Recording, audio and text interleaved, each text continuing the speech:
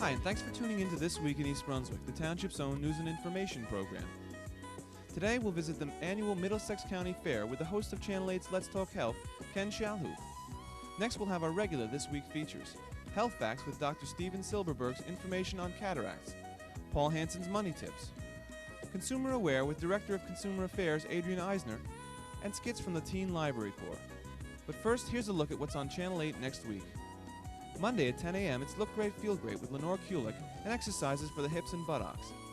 And at 10:30, it's For Art's Sake with Dolly Vasta and her guest, radio personality and actress, Ann Rotman. Tuesday at 7 p.m., it's Check It Out, the monthly library magazine produced by the libraries of Middlesex County. And at 7:30, John Magliero's Sports Talk and a special repeat of the how-tos of trap shooting.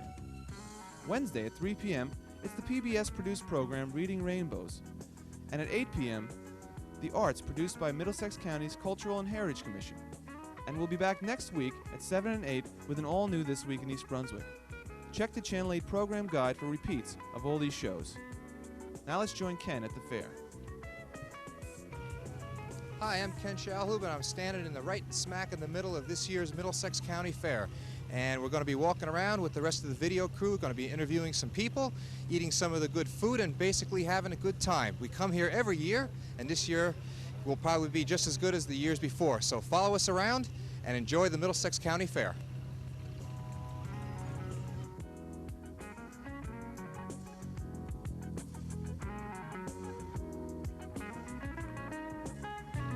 I'm standing here with a couple of young guys at the fair. Let's see if we can find out who they are.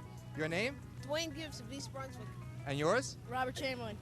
You guys always come to the fair? Yes. Yeah, we come here every year. And what do you like best about the fair? The rides and the animals. What about the food? It's all right. You like the food? Yeah. All right, what's your favorite food? They got the clams, they got the corn. What do you like best? Corn. Pizza. Pizza, mine too. Well, listen, guys, thanks for being with us and have a good time at the fair.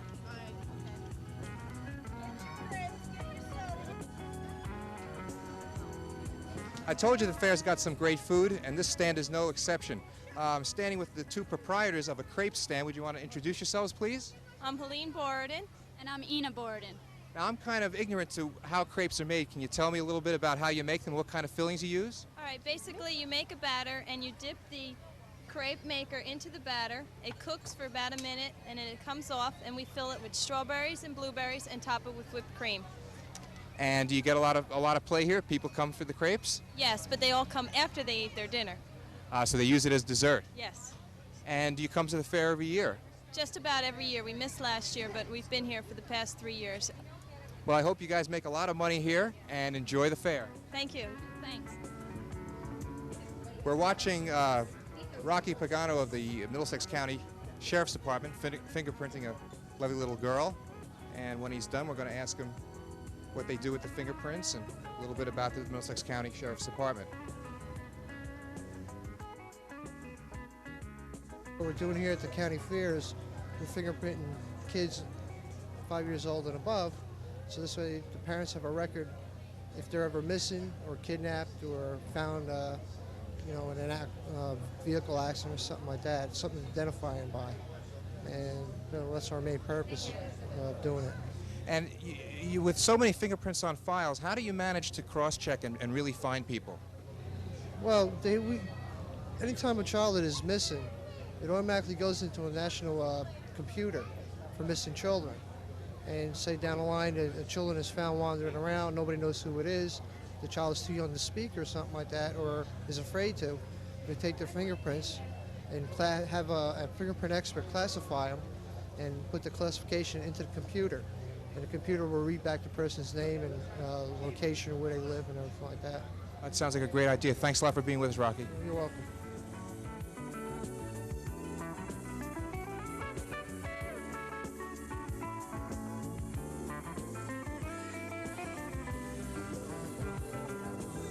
I'm standing with Rich Denikin of Best Pools, and it looks like we've got a nice item here. Rich, why don't you tell us a little bit about it? Well, this is a Beachport model spa. It's the Newport edition. It's a self-enclosed portable spa for indoor and outdoor use. Everything's self-contained. All you have to do is add the water. It's easy to control and contain in any household. You see them all over the place. It's relatively priced for anybody to use, and it's a very upcoming thing these days. You said this is an indoor as well as an outdoor item? Yes, sir. With the cover, which you see to my right here, it could just be put over there and left. You'd have to run it all winter long or drain it and leave the cover on, and it would be okay until use in the spring. Now, if you look down, you'll see there's a filter unit down there, as well as a pump system. Rich, what do you need as far as electricity is concerned?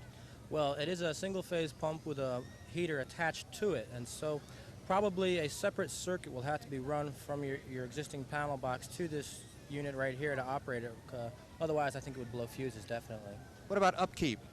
It's pretty much normal upkeep. You have to scrub it now and then.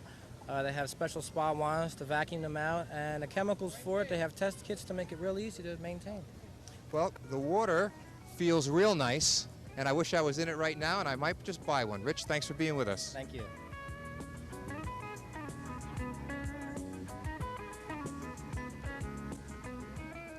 I've been coming to the fair for a lot of years, and I've never seen a piece of Mississippi mud cake, okay? So I'm going to interview somebody here who makes this. I'm speaking with?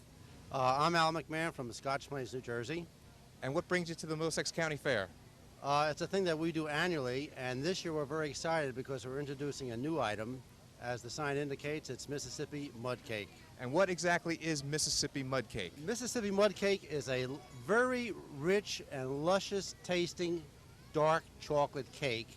And in fact, the people who designed the recipe in Mississippi, when they ate it, they said it looked like the Mississippi mud. Is that right? So, but I'm sure it doesn't taste like the Mississippi mud. It doesn't taste like Mississippi mud, and it was introduced in Bourbon Street, coming all the way from Louisiana.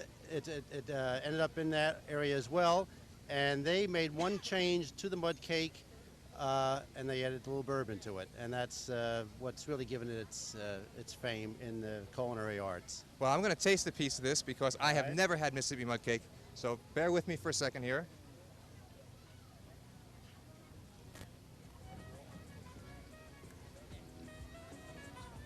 Well, it's not only great cake, but the bourbon is excellent. Thanks for being with us, and have a great fair. Thank you very much. Nice meeting you.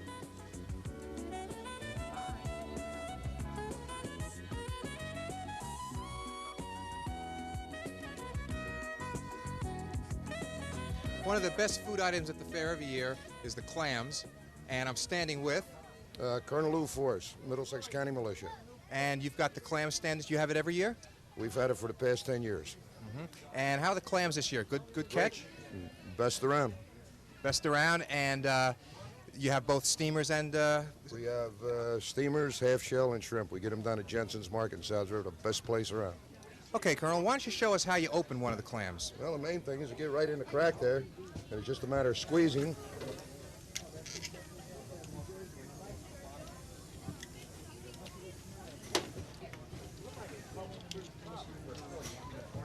I'm going to taste this clam, so bear with me for a minute.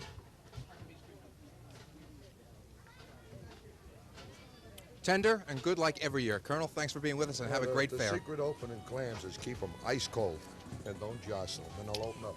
That's the tip this year. Ice cold clams, and it'll open real easily. Thanks for being with us. Thank you very much.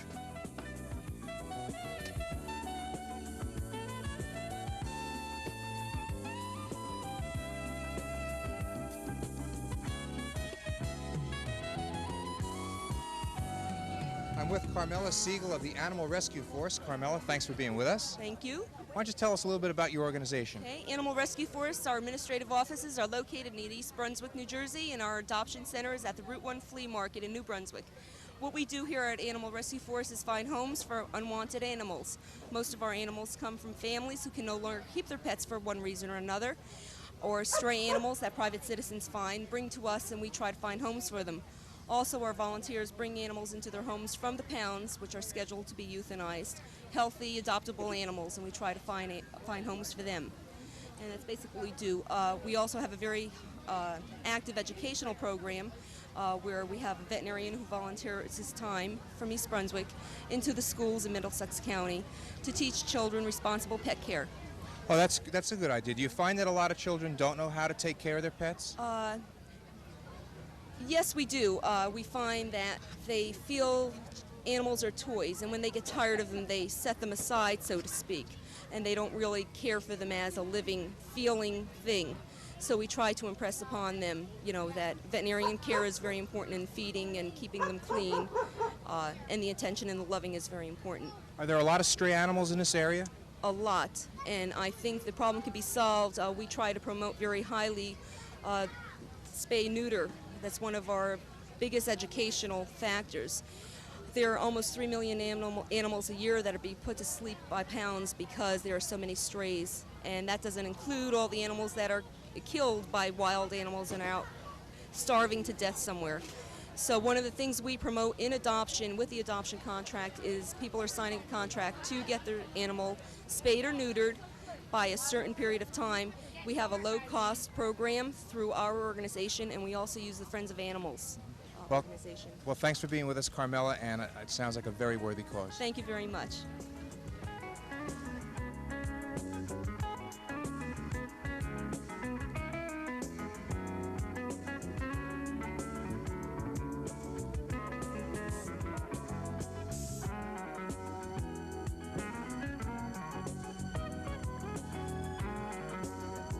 Well, that wraps things up for me at the county fair this year. I hope you've enjoyed it. If you're watching this Thursday night, there are 2 more nights for the county fair, Friday and Saturday night. Come on down and enjoy it. Me, I'm going to get some of the great food because I love it. See you next year.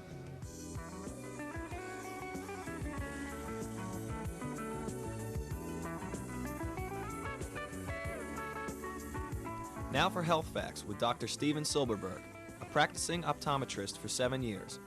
Dr. Silberberg now practices at Eye Exam in the iLab building on Route 18 in East Brunswick.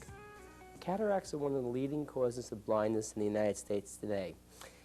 It's probably the most misconstrued of all eye diseases. Many people think a cataract is a growth over the eye and it has to be removed. A cataract is simply a little bit of cloudiness in the lens in the center of the eye. If you picture the eye as a glass of water, and every year you put a drop of milk in it, it gets a little bit more cloudy. That's essentially what happens as we get a little bit older. Almost everybody I examine after the age of 70, 75, or 80 will have some degree of cataracts. Should they be removed? The typical reason to remove cataracts is if the cataract is impairing your vision or impairing your style of life. It's not a disease that has to be dealt with only unless the patient feels it has to be dealt with. That's why 1 or 2 surgical opinions are imperative when a cataract is being thought about to be removed. Nowadays, in the removal of a cataract, it's much better than even 2 or 3 years ago. It used to be that very thick glasses, contact lenses would be prescribed for cataract patients simply because of the magnitude of the prescription that would be created by the removal of that lens in the eye. Nowadays, with the advent of something called the intraocular lens, a little piece of plastic that's put inside the eye, you effectively replace that cloudy lens with another lens that you can see clearly out of. Patients respond very, very well to that. The incidence of eye complications is extremely low. Nowadays, cataract surgery is even moving out of the hospital. Many practitioners have in-office hospital or surgical suites to enable them to do cataract surgery the same day. Person comes in 7 o'clock in the morning, leaves 2 o'clock in the afternoon, seeing a lot better. Of course, they have to have follow-up care, but the big thing is don't be afraid of it. It's a very, very common sequela to aging. People over the age of 65 will almost definitely, in most cases, develop cataracts. It's a question of just monitoring it and making sure it's not impairing your lifestyle. Cataracts can occur in the young due to medicine, due to different complications they might have had due to birth, but the general senile cataract is the one I'm talking about now, and that's the one that if we should be dealing with, you should not be afraid of. If your practitioner mentions that you have cataracts, don't be afraid that you're going to have surgery.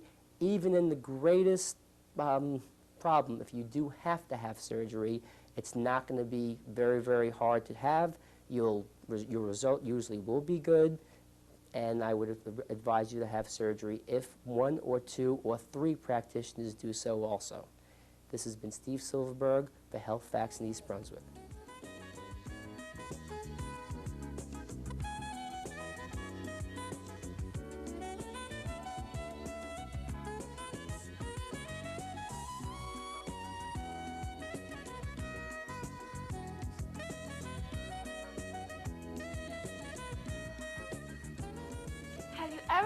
how deep the Amazon is? Did you know that the moon moves 2 inches away from the Earth every year? Do you ever wonder how many peanuts you'll eat in a lifetime?